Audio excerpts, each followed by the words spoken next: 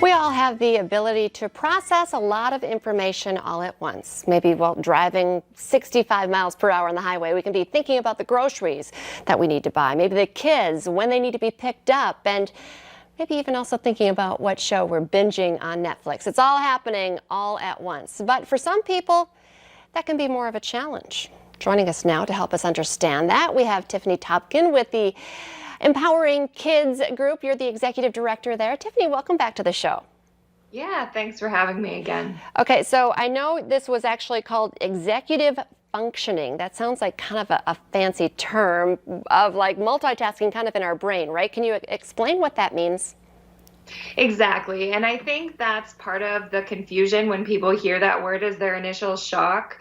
And it sounds really jargony and really medical, and it's kind of this mysterious term. So hopefully today I'm able to explain what it is and what it does in our brain. And one way that I've heard it explained before that really made sense to me is that executive functioning is like a crossing guard in our brain.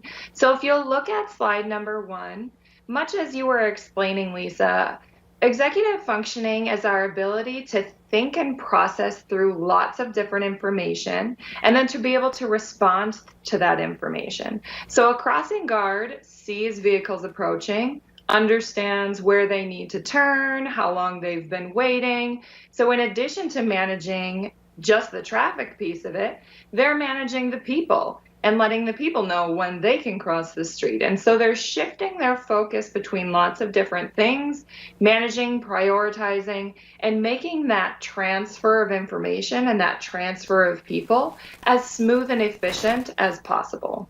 Okay, so I feel like this happens a lot every day. We just kind of take it for granted, but that doesn't mean that this is an easy process for everyone. Exactly. So neurotypical people are able to do this. And one research study that I read said within milliseconds of receiving information, which is extremely fast. And most of the time, we don't even recognize that we're doing it because it's so natural. And we're able to develop and strengthen our skills so quickly when we are younger. So individuals that have autism or other executive functioning deficits, such as ADHD, will be much more like what we see in the second image. It's a crossing guard that is unable to take in that information to process where the cars need to go, when they need to go there, where they should be directing people, and shifting all of that information around and organizing it in their brains. So oftentimes they receive all of this input. They're unsure of what to do about it. And so then their thinking kind of shuts off because they're feeling overwhelmed, confused. There's way too many demands on them. And so rather than expecting somebody with these deficits or weaker skills to communicate, I'm having a hard time with my executive functioning, because that's a very high level skill, they're going to do things such as throwing their food on the floor, knocking something over, hitting. All of those things are so much easier to communicate. I'm feeling overwhelmed. I don't have the skills for this, when they don't have the words to be able to say exactly that. Wow, that's interesting. So how can you help with this? One of the ways that you can help, first you need to backtrack a little bit and identify exactly what they're struggling with. So if you look on the third slide, there are a lot of different pieces that executive functioning supports and is a part of. So it supports the ability to plan and understand what to do, what's expected, prioritizing tasks, filtering distractions, focusing attention, juggling multiple tasks, and stopping impulse controls.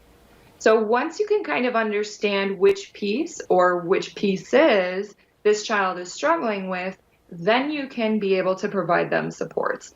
And I talk a lot about visuals. Visuals, a schedule, tasks, to-do lists are a great way to help them prioritize what they need to do.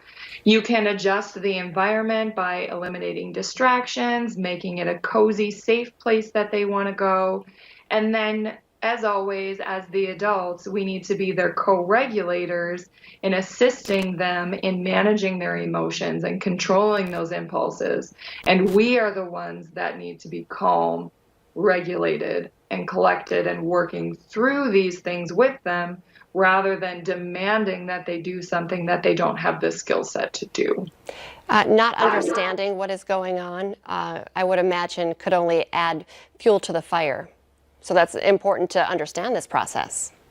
Yes, exactly. So when we see a child that may be acting out or displaying behaviors, rather than thinking it's manipulation, it's them being stubborn, it's them being defiant, we need to kind of take a step back and view it from a different lens and wondering, what skill are they missing?